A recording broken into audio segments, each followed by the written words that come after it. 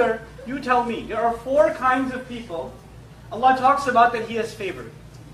أُولَٰئِكَ الَّذِينَ أَنْعَمَ اللَّهُ عَلَيْهِمْ مِنْ النَّبِيِّينَ. I'll tell you the first one, النَّبِيِّينَ. Anybody know the other 3? الصِّدِّيقِينَ, الشُّهَدَاء, الصَّالِحِينَ. وَحَسُنَ أُولَٰئِكَ رَفِيقًا. The prophets, those who confirm the truth in the prophets, the martyrs, and the righteous. 4 levels of people that basically earn Jannah. What is the lowest of these 4 levels? The righteous, as-salihin. Now listen to this. وَمَنْ صَلَحَ مِنْ آبَائِهِمْ. And whoever was righteous from among their ancestors.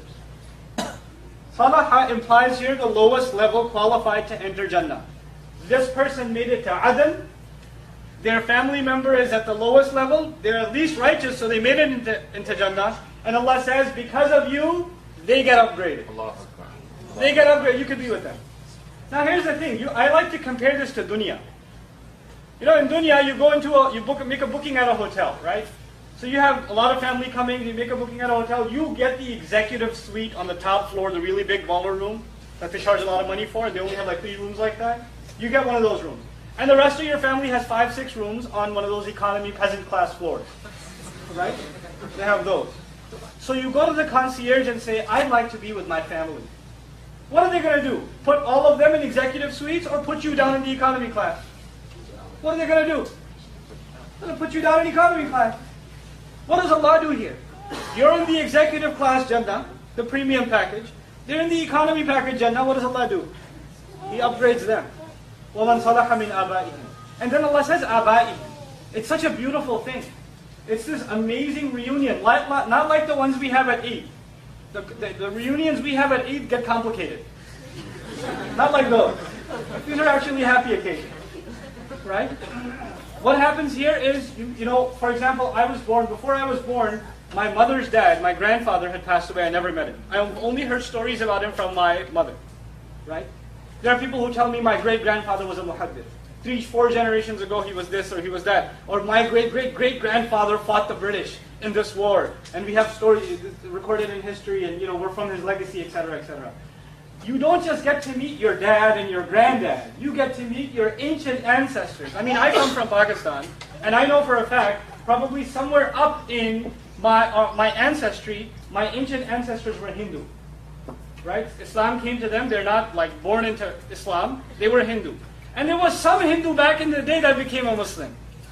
And because of that one guy's decision, his children's children down to me are saying La ilaha illallah. I'd like to meet that guy. My great-great-granddad. How was it? Who told you about Islam? You know? It'd be amazing. It would be an amazing thing to have that reunion. وَمَنْ صَلَحَ مِنْ آبَائِهِمْ وَأَزْوَاجِهِمْ and their spouses. And by the way, when you meet your spouse in Jannah, it's not like meeting your spouse here. So don't get depressed. Right? Right? Oh, you get to meet your wife? Jannah, I thought it was... You're here too? No, not like that. Am I in the right place? No. Not like that. All the ghil, all the ill feelings, all the things that you find annoying about your spouse. We love our spouses. But there are things that we don't get along with. There are things that are causes of friction. Allah gets rid of all of those things. The only thing left is love and affection and appreciation.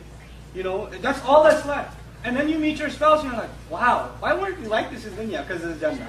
You can't have that in dunya. You get that in dunya for the first week of marriage. That's it. After that, the flight lands and you're on planet Earth. Okay.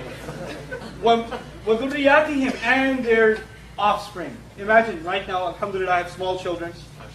And I don't know how long I'll be on this earth. But I pray that they raise their kids to say La ilaha illallah and live by it. And they raise their children and they raise their children. And perhaps out of these children, someone will be a great hero of Islam. Someone who carries the message of Islam. And he brings people closer to Allah's deen. Someone that the ummah is proud of from my children down the road. And I don't even know, this happens 300, 400 years after I'm gone. And I get to meet my great-great-great-great-grandkids that I could never have imagined. Wow. You came from my daughters, sons, daughters, all the way down. So you get to meet your ancestry all the way up, and you get to meet your ancestry all the way down. In Jannah, there's this reunion happening. It's a lot of people, right? That's a lot of people to meet, to be excited about.